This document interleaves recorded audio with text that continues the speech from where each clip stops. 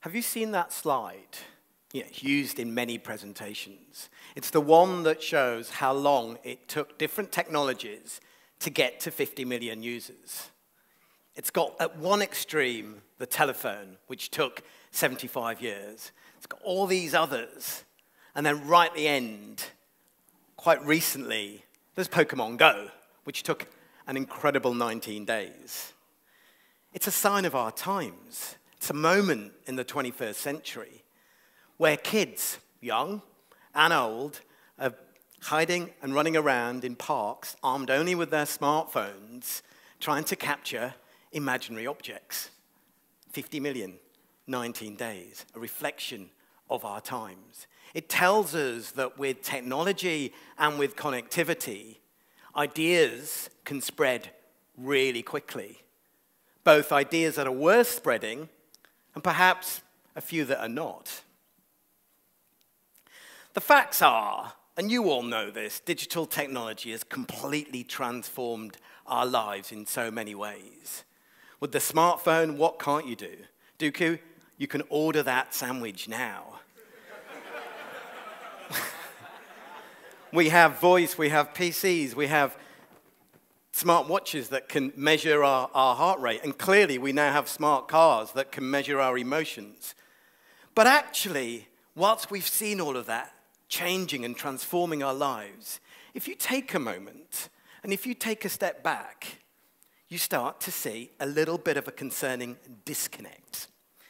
It's as if there are two species of human being on the planet on some days.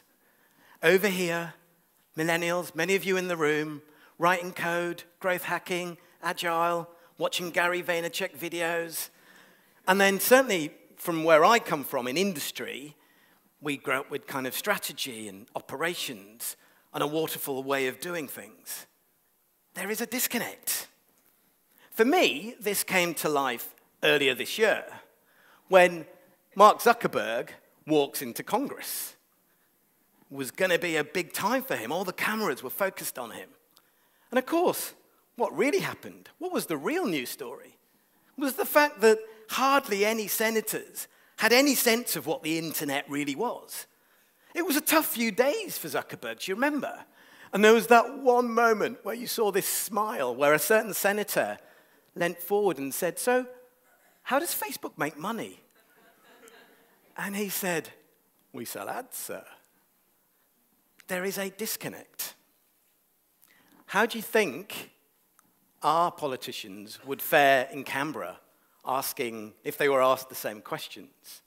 Now, clearly, this was a very important moment. This was just a couple of weeks after the Cambridge Analytica scandal, where a data and research company had got their hands on personal data and of people who didn't know their data was being used, and they applied it to arguably shift some elections in politics. It's significant. But you'd kind of think that perhaps some of these politicians might have just taken a moment or two to do a little bit of homework. Would Canberra do better? Now, speaking of Australia, we have incredible, legendary startup businesses. Actually, a lot of these aren't even startups anymore. Atlassian, Bench, Canva, Domain, Envato. I reckon I could go through the whole alphabet. Certainly, Orbispace and the Works and people in this room. Now, a lot of people in these organizations look at the world in a very different way. They solve problems in a very different way. It's fresh thinking. It's amazing. They bring the idea of data, software, technology to solve problems. In their businesses, they're running sprints, they're doing agile, they're growth hacking, they're reformatting JavaScript. Did anyone even understand that last sentence? This is the issue, that unless you're a kind of hardcore techie millennial or you're running a software business, some of this stuff can be incredibly difficult for non-digital, normal human beings to understand. And that's the problem. That's where we suffer somewhat of a disconnect. And it's something that we need to do something about.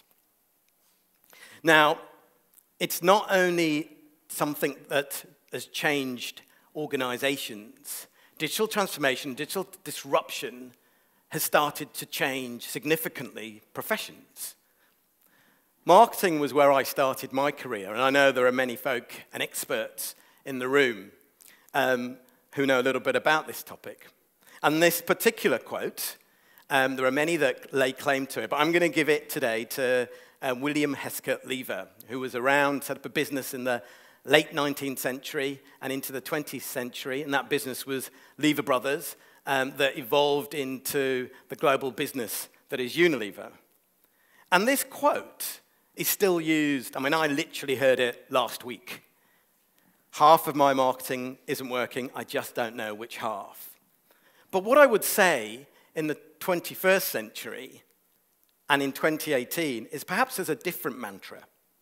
I know half of my marketing knowledge isn't working. I think I know which half. Let me try and unpack that a little bit for you. So, as a young marketer, you were trained that marketing was about understanding the business. It was about understanding customers and articulating something called a brand.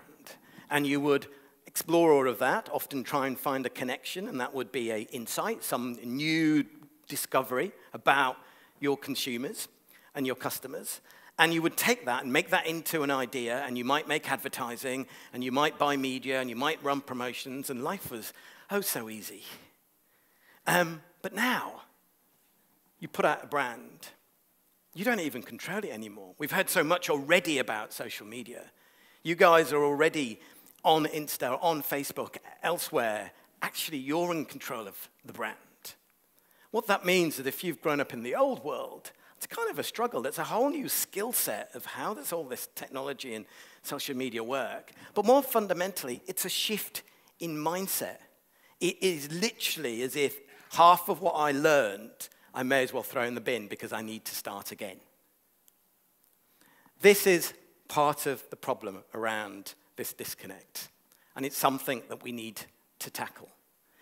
What needs to happen now is that those that are digitally native need to do more to simplify this language.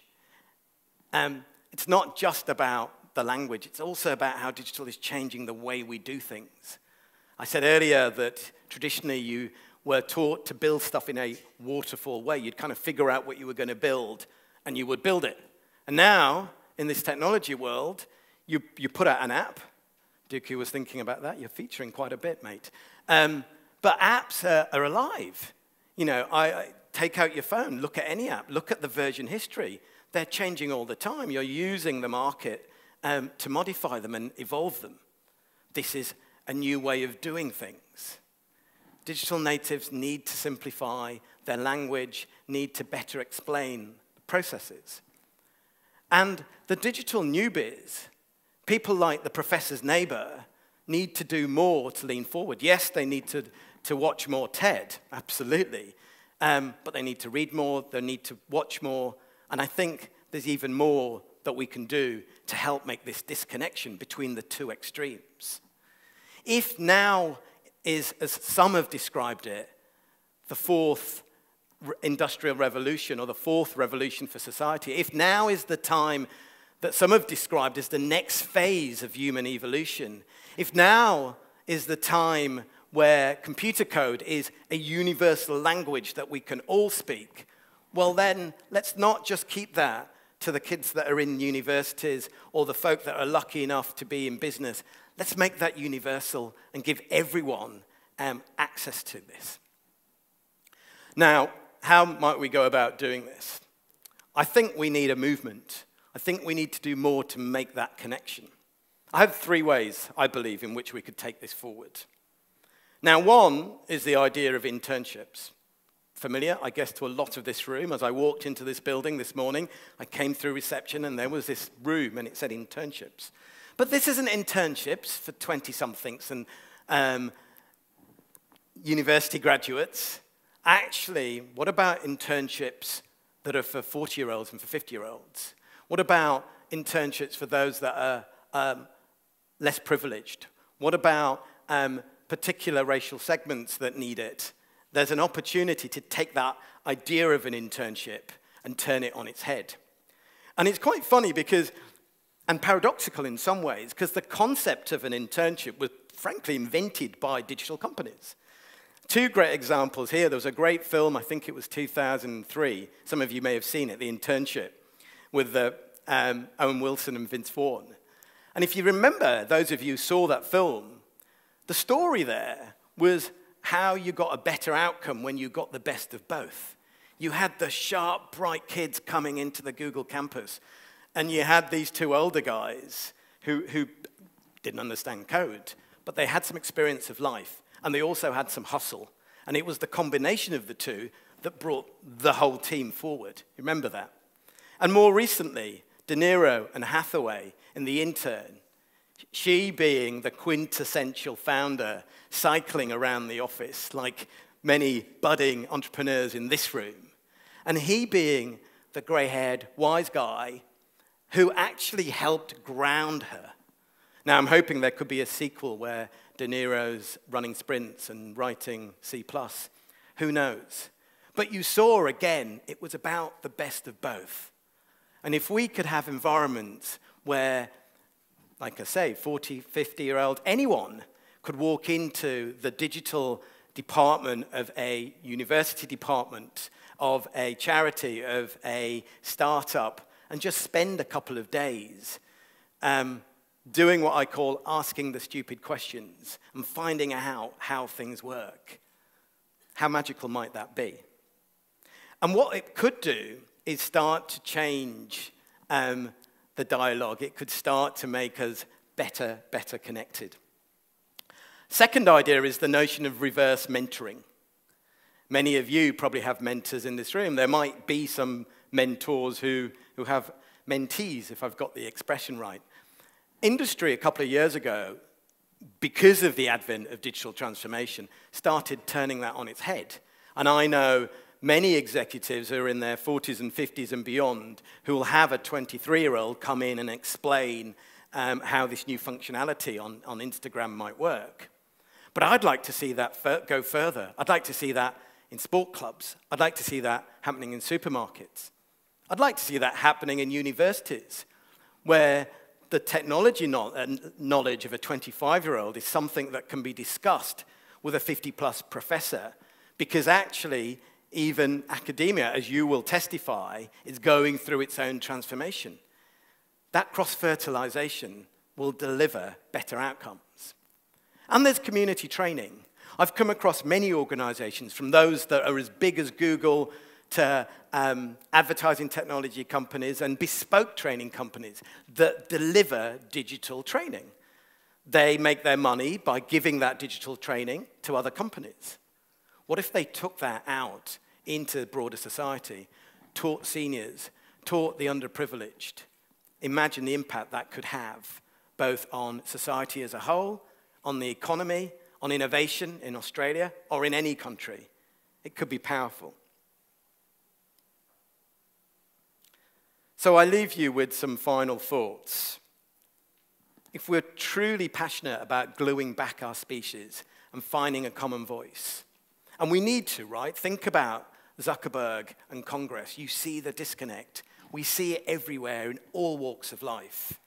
Then I think there's a couple of things that we need to do. Every project, every program that any of you do from now onwards, I urge you to think about real diversity. Diversity that goes beyond race, diversity that goes beyond gender. Think about the mix that you create of any team, of any project. And think about how you can bring together those with the digital knowledge and those with perhaps not the digital knowledge, but other wisdom that they could bring to that party. Bear that in mind. And then what we could deliver is a moment where those that might have been around a while can bring some wisdom, and those that are smart when it comes to all things digital can provide that knowledge. And perhaps together we can make sure that our species can feel whole again. Thank you very much.